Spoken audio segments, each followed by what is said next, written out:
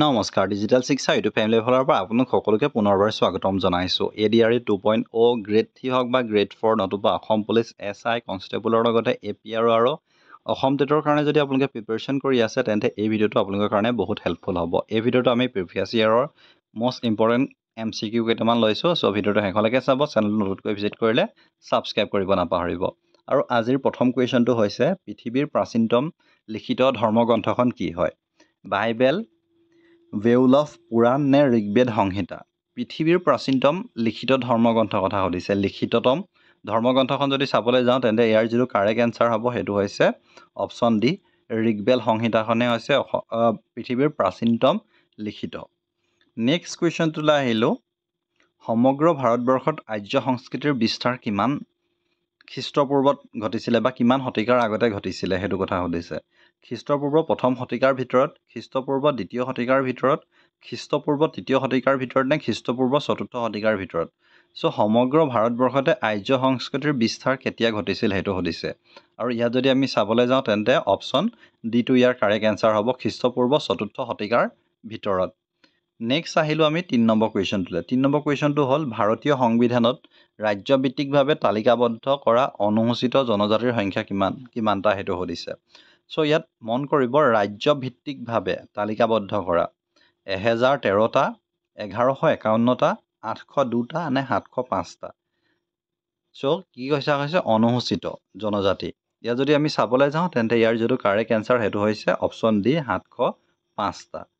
Next question আহিলে 2001 চনৰ লোকপিয়ল অনুযায়ী ভাৰতত বিবেচনাপূৰ্বকভাৱে মাতৃভাষা কিমানটা আছে সেইটো সুধিছে। ইয়াত আপোনালোকে চাব কোন চনৰ কথা কৈছে, 2001 চনৰ কথা কৈছে। 11 চনৰ বা 21 চনৰ কথা কোৱা নাই। 2001 চনৰ লোকপিয়ল মতে কিমানটা আছে? 1013টা, 1151টা, 802টা নে 705টা? আৰু ইয়াত যদি আমি চাবলৈ যাওঁ তেন্তে কেইটা আছে? ইয়াৰ যিটো কাৰেক্ট এনচাৰ 1013টা আছে। নেক্সট কুৱেশ্যন আহিলে ভাৰতীয় সংবিধানত চৰকাৰী ভাষা হিচাপে স্বীকৃতি প্ৰদান কৰা হৈছে কিমানটা ভাষাক? ইয়াত মন কৰিব চৰকাৰী ভাষা হিচাপে অপশ্যন যিকেইটা দি থোৱা আছে 23টা, 22টা, 18টা নে 15টা? আৰু ইয়াত যদি আমি চাবলৈ যাওঁ তেন্তে চৰকাৰী ভাষা হিচাপে স্বীকৃতি প্ৰদান কেইটাক কৰা হৈছে? আৰু ইয়াৰ যিটো কাৰেক্ট এনচাৰ সেইটো যদি আমি চাবলৈ যাওঁ তেন্তে ইয়াৰ যিটো কাৰেক্ট এনচাৰ হ'ব 22টা। নেক্সট কুৱেশ্যনটোলৈ আহিলোঁ। নেক্সট কুৱেশ্যনটো আহিলে কোনেও একমাত্ৰ নিজৰ ধৰ্মটোকে মাত্ৰ প্ৰশংসা বা আনৰ ধৰ্মক হীন বুলি ক'ব নালাগে, ধৰ্মৰ হাৰ গ্ৰহণ কৰি সমন্বয়ৰ বাট অনুসৰণ কৰিব লাগে, এই বাণীটো কোনে দিছিলে? চ' এনেকুৱা আপোনালোকৰ কিছুমান ষ্টেটমেণ্টৰ কুৱেশ্যনো আহিব পাৰে যে এনেকুৱা এটা ষ্টেটমেণ্টটো দিলে এইটো কোনে কৈছিলে সেইটো আহিব পাৰে। সম্ৰাট অশোকৰ, মহামতী আকবৰৰ, বুদ্ধদেৱৰ নে ওপৰৰ এটাও নহয়? আৰু ইয়াত যদি আমি চাবলৈ যাওঁ তেন্তে ইয়াৰ যিটো কাৰেক্ট এনচাৰ হ'ব সেইটো কোনটো হ'ব? অপশ্যন এ, সম্ৰাট অশোকৰ এইটো ৰুল আছিলে। নেক্সট কুৱেশ্যন যদি চাবলৈ যাওঁ আমি নেক্সট কুৱেশ্যন সত্যমেৱ জয়তে এই বাক্যশাৰী মূলতঃ ক'ৰ পৰা লোৱা হৈছে সেইটো কথা সুধিছে। সত্যমেৱ জয়তে। চ' এই কুৱেশ্যনটো প্ৰায় অহা দেখা যায় কুৱেশ্যনটো। ইয়াৰ যিটো কাৰেক্ট এনচাৰ যদি আমি চাবলৈ যাওঁ অপশ্যনকেইটা দি থোৱা আছে মহাভাৰত, গীতা, মুণ্ডাকা উপনিষদ নে পুৰাণৰ পৰা? আৰু ইয়াৰ যিটো কাৰেক্ট এনচাৰ আমি সকলোৱে জানো ইয়াৰ যিটো কাৰেক্ট এনচাৰ অপশ্যন চি, মুণ্ডাকা উপনিষদৰ পৰা। নেক্সট কুৱেশ্যনটো আহিলে জননী জন্মভূমি স্বৰ্গাদপি গৰীয়সী এই বিশ্বজনিত অমুক বাণীটো কাৰ হয় সেইটো সুধিছে। ক'ৰ পৰা লোৱা হৈছে? মহাভাৰতৰ, ৰামায়ণৰ, মুণ্ডাকা উপনিষদৰ নে পুৰাণৰ? চ' জননী জন্মভূমি স্বৰ্গাদপি গৰীয়সী এইটো ক'ৰ পৰা লোৱা হৈছে? ইয়াৰ যিটো কাৰেক্ট এনচাৰ সেইটো হৈছে ৰামায়ণৰ পৰা লোৱা হৈছে। নেক্সট কুৱেশ্যন আহিলে এই কুৱেশ্যনটো আপোনালোকে যদি আগত এক্সাম দিছে তেন্তে হয়তো পাইছে যে বাসুদেৱ কুটুম্বকম APSCটো এনেকুৱা ধৰণৰ কুৱেশ্যন আহিছে। বাসুদেৱ কুটুম্বকম এই বাক্যশাৰী মূলতঃ ক'ৰ পৰা লোৱা হৈছে? মহাভাৰতৰ পৰা, ৰামায়ণৰ পৰা, মুণ্ডক উপনিষদৰ পৰা নে মহোপনিষদৰ পৰা? আৰু ইয়াত যদি আমি চাবলৈ যাওঁ তেন্তে বাসুদেৱ কুটুম্বকমটো ক'ৰ পৰা লোৱা হৈছে? মহোপনিষদৰ পৰা লোৱা হৈছিলে। নেক্সট কুৱেশ্যন আহিলে বিবিধতাৰ মাজত একতা ইউনিটি ইন ডাইভাৰ্চিটি এই বাক্যাংশ কোনখন গ্ৰন্থৰ পৰা লোৱা হৈছে সেইটো কথা সুধিছে। বিবিধতাৰ মাজত একতা, আৰু ইয়াত যদি অপশ্যনকেইটা দিয়া আছে মোৰ সত্য, অন্বেষণৰ কাহিনী, ভাৰত সমভেদ, ভাগৱত, যোগসূত্ৰ। আৰু ইয়াত যদি আমি চাবলৈ যাওঁ তেন্তে ইয়াৰ যিটো কাৰেক্ট এনচাৰ সেইটো হৈছে অপশ্যন বি ভাৰত সম্ভেদৰ পৰা। নেক্সট কুৱেশ্যন আহিলে ভাৰত সম্ভেদ গ্ৰন্থৰ প্ৰণেতা কোন হয়? মহাত্মা গান্ধী, সুভাষ চন্দ্ৰ বসু, আব্দুল কালাম আজাদ নে জৱাহৰলাল নেহেৰু? আৰু ইয়াৰ যিটো কাৰেক্ট এনচাৰ সেইটো হৈছে অপশ্যন ডি জৱাহৰলাল নেহেৰু। প্ৰাচীন ভাৰতৰ ৰচিত ৰাজনীতি বিষয়ক বিখ্যাত গ্ৰন্থখনৰ নাম কি হয়? তলত যিখন দি থোৱা আছে তাৰ ভিতৰত প্ৰাচীন ভাৰতত ৰচিত ৰাজনীতি বিষয়ক বিখ্যাত গ্ৰন্থখন কি হয়? কৌটিল্যৰ অৰ্থশাস্ত্ৰ, ভাৰতৰ নাট্যশাস্ত্ৰ, জৱাহৰলাল নেহেৰু ভাৰত সম্ভেদ নে পতঞ্জলিৰ যোগসূত্ৰ? আৰু ইয়াত যদি আমি চাবলৈ যাওঁ তেন্তে কৌটিল্যৰ অৰ্থশাস্ত্ৰ। কৌটিল্যৰ অৰ্থশাস্ত্ৰখন একচুৱেলি ৰাজনীতিক বুলি নহয়, মিলিটাৰী ষ্ট্ৰেটেজিছ হওক বা দেশ এখন কেনেকৈ পৰিচালনা কৰিব পাৰে সকলোবিলাকৰ ওপৰতে থকা এখন কিতাপ হয়। নেক্সট কুৱেশ্যনটো আহিলে চুলতানী আৰু বাদশ্বাহী যুগত মুখ্য 4 প্ৰকাৰ কি আছিলে সেইটো কথা সুধিছে।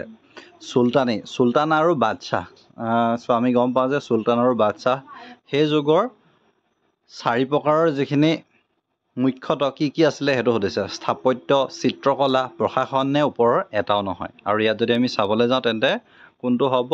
অপশ্যন এ স্থাপত্য। আৰু মই অসমীয়াত এইকাৰণে ডিছকাছ কৰিছোঁ যে এইখিনি কুৱেশ্যন ADRতে হওক বা অসম পুলিচতে হওক অসমীয়া মিডিয়ামতো আহিব। আৰু এইবিলাক কুৱেশ্যন মই ক'ব পাৰোঁ যে ক্লাছ 8 to 10 বা 6 to 12 ছ'চিয়েল ষ্টাডিজৰ কুৱেশ্যন হয়, যিখিনিয়ে বাৰে প্ৰতি এক্সামত আহি থাকে। নিজে মই অসম পুলিচত কৰ্মৰত হয়, মই নিজে এক্সাম ক্ৰেক কৰিছোঁ, অসম পুলিচ SI হওক বা APR হওক। চ' মই ক'ব পাৰোঁ যে এনেকুৱা ধৰণৰ কুৱেশ্যনবিলাকে অহা চান্সটো বেছি আছে। নেক্সট কুৱেশ্যন আহিলে ভাৰতৰ অনেক স্তূপৰ ভিতৰত দেশক আদৰ্শ ৰূপ বুলি কোৱা হয়। চাঞ্চি স্তূপ, এলাহাবাদ প্ৰশস্তি, অজন্তা ইলোৰা নে ওপৰৰ এটাও নহয়? আৰু ইয়াত যদি আমি চাবলৈ যাওঁ তেন্তে চাঞ্চি স্তূপক কোৱা হয়। নেক্সট কুৱেশ্যন আহিলে মোগল যুগৰ কোনবিধ স্থাপত্যক সমগ্ৰ স্থাপত্য জাতিৰ ভিতৰতে বিশ্ববন্দিত বুলি কোৱা হয়? মোগল যুগৰ চাঞ্চি স্তূপা, এলাহাবাদ প্ৰশস্তি, অজন্তা ইলোৰাৰ ভাস্কৰ্য নে তাজমহল? চ' ইয়াৰ ভিতৰত মোগল যুগত কোনটো আছিলে? মোগল যুগত আমি জানো যে তাজমহল আছিলে। বাকী চাঞ্চি স্তূপা, অজন্তা ইলোৰা ভাস্কৰ্যত, এলাহাবাদ প্ৰশস্তি সেইবোৰ এতিয়াৰ নহয়, তাতকৈ আগৰ হয়। নেক্সট কুৱেশ্যন আহিলে সাতবাহনসকল ঘাইকৈ কোনটো শিল্পকলাত পৃষ্ঠপোষকতা কৰিছিলে? চাটাৱানাছ বুলি কোৱা হয় যাক। ইংলিছত যদি ক'বলৈ হয় চাটাৱানাছ। সাতবাহনসকলে ঘাইকৈ কোনটো শিল্পকলাক পৃষ্ঠপোষকতা কৰিছিল বা কোনটোৰ ওপৰত বেছি গুৰুত্ব দিছিল সেইটো কথা সুধিছে। গান্ধাৰ শিল্পকলা, মথুৰা শিল্পকলাৰ, অমৰাৱতী শিল্পকলা নে ওপৰৰ এটাও নহয়?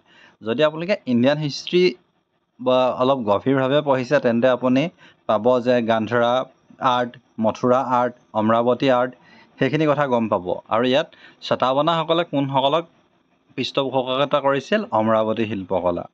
নেক্সট কুৱেশ্যন আহিলে খ্ৰীষ্টপূৰ্ব 200 পৰা খ্ৰীষ্টীয় 200 মানৰ ভিতৰত ভাৰত মুনিব। চ' মেইন কথা কি হ'ল, এইটো টাইমৰ ভিতৰত কোনখন ৰচনা কৰিছিলে সেইটো কথা সুধিছে। ভাৰত সম্ভেদ, অৰ্থশাস্ত্ৰ, নাট্যশাস্ত্ৰ নে ওপৰৰ এটাও নহয়? ইয়াৰ যিটো কাৰেক্ট এনচাৰ সেইটো হৈছে অপশ্যন চি নাট্যশাস্ত্ৰ। ভাৰতৰ নাট্যশাস্ত্ৰত কিমানটা শ্লোক আছে সেইটো সুধিছে। ভাৰতৰ নাট্যশাস্ত্ৰত মুঠতে 6000টা শ্লোক আছে। নেক্সট কুৱেশ্যনটো আহিলে কোন তাৰিখে আন্তঃৰাষ্ট্ৰীয় যোগ দিৱস হিচাপে পালন কৰা হয়? 1 ডিচেম্বৰ, 21 জুন, 5 ছেপ্টেম্বৰ নে 15 আগষ্ট? আৰু ইয়াৰ কাৰেক্ট এনচাৰটো যদি চাওঁ তেন্তে 21 জুনটো হৈছে ইয়াৰ কাৰেক্ট এনচাৰ। এই পাৰ্টটোত এইকেইটা কুৱেশ্যনেই আছিলে। চ' আশা কৰিছোঁ ভিডিঅ'টো ভাল পালে লাইক কৰিব, শ্বেয়াৰ কৰিব। ধন্যবাদ।